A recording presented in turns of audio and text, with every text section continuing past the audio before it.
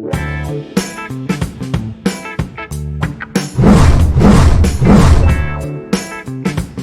sa video na to, i-discuss natin yung introduction to fluid properties. So, introduction pa lang kasi gagawa tayo ng succeeding na videos na magdi-discuss ng mga iba-ibang fluid properties na madalas natin or common dito sa subject na hydraulics or sa fluid mechanics. So, yung mga i-discuss natin dito ay of course definition ng fluid. So, ano yung fluid?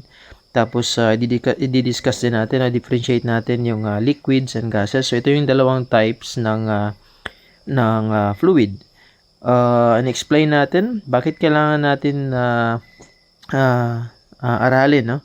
Yung mga different fluid properties. And of course, identify natin yung mga key properties studied in fluid mechanics. So, yun yung mga pinaka-common na mga fluid properties na dapat aralin natin sa subject na to. So, by definition, a fluid is a substance that continuously deforms when subjected to shear stress no matter how small.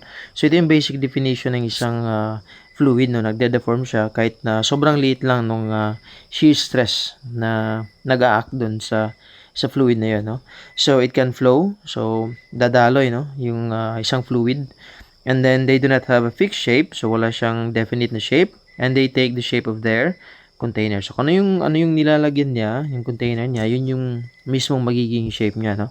So, yung dalawang types actually, no, na sabi natin kanina ay yung water, or hindi naman water, no, kundi liquid at gases. So, ito yun, no? Liquids and gases. And then, madalas, syempre, pag hydraulics yung pinag-uusapan natin, madalas na nagdi-deal tayo ng water, no? Lalo na po sa sa civil engineering na mga applications.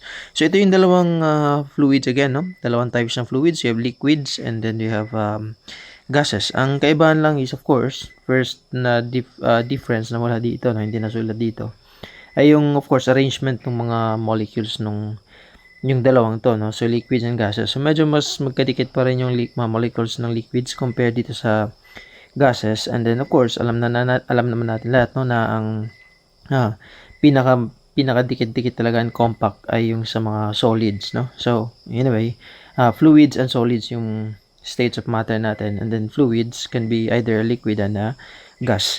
Tapos, meron pang mga differences na nandito, no? You have nearly incompressible and then you have compressible. So, compressible meaning hindi constant yung density kasi hindi constant yung volume, no? So, nagko-compress. And then, nearly incompressible lang yung mga liquids kasi hindi talaga sila totally incompressible, no? So, kunwari, pag water, kailangan mo ng sobrang laking pressure para mag-change ng sobrang liit na change in volume, no? So, kailangan mo ng malaking pressure para mag-change ng delta V or yung delta volume. So, kailangan mo ng malaking delta pressure para mag-change ng maliit lang, no? So, kahit gaano kalaking pressure yung i-apply mo doon sa liquid, maliit lang na volume yung naiiba. So, ibig sabihin, parang constant rin yung volume. So, by conservation of mass, constant din yung mass. So, constant din yung volume kasi sobrang liit lang din yung difference. So, of course, yung density is naging constant din. Ibig sabihin, nine-neglect na lang yung maliit na changes na yun. Kaya nearly incompressible. So, pag incompressible kasi, constant yung density natin lagi, no? So, kahit nasaan mag-flow yung liquid, laging constant yung density and then in effect, constant din yung flow. Anyway, madidiscuss pa natin lalo yan pag andun na tayo sa fluid flow, no? And then you have definite na volume, and then dito sa kabila naman sa gases, no definite na volume kasi nga nagsascatter yung molecules na nag-expand, tapos yun na hindi siya nagiging definite yung volume ng gases. And then we have free surface when at rest. So, katulad nito, meron siyang free surface. Ito yun, no? So, ito yung free surface. Dito naman sa kabila, pag air, kunwari, no? Sa air, so, nagdi-disperse yung mga molecules na wala ka talaga makikitang free surface, no?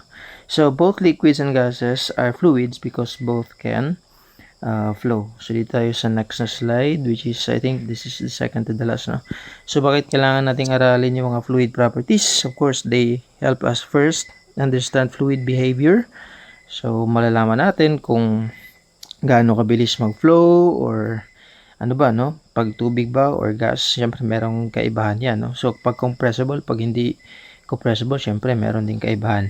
And then they affect pressure and flow. So yun, no, nag-iiba yung flow tsaka yung pressure depende dun sa liquid or sa gas na tinitreat natin. And then they are used in pipes, pumps, or channels. So malaking bagay na malaman natin yung mga fluid properties kasi syempre de-design natin yung mga material ng pipes at saka yung capacity ng pumps or yung channel kung saan sila mag-flow.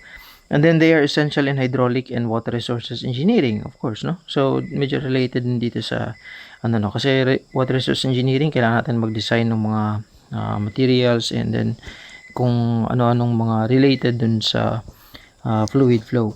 And then of course, since students pa lang tayo, no? So they appear in engineering design and board exam problems. So ibig sabihin, mahalagang malaman natin yung mga fluid properties na yan, yung makabisado natin kasi syempre may possibility na lalabas sila sa board exam natin. Okay? And then we have the last slide. Ito yung mga common na fluid properties na pwede nating i-deal or pwede nating ma-encounter dito sa subject natin na fluid mechanics or hydraulics. So, you have density, mass over volume, specific weight, or unit weight, no? So, ibang pangalan nito ay unit weight. So, parang density lang din yan, pero nagmumultiply tayo ng acceleration due to gravity or G. And then, we have specific gravity, ratio lang nung unit weight ng isang substance to the unit weight of water. And then, you have viscosity, no? So, resistance to flow. So, yun, didiscuss natin yan later. Gagawa tayo ng specific na video para dyan. And then, you have surface tension. So, I think application ito is yung capillary rise. And then you have vapor pressure compressibility. Ito yung sinasabi ko kanina, no? Na may pressure and volume. So, meron kang delta P and then you have delta V, yung delta volume. So, ito yung compressibility, no? So, didiscuss natin lahat ng mga properties na to isa-isa. And then, magbibigay din tayo ng mga sample problems. So, I think ito na yun, no? Para sa introduction ng fluid properties. So, thank you again for watching and see you sa mga next na mga lecture uploads natin at sa mga sample problems. Thank you.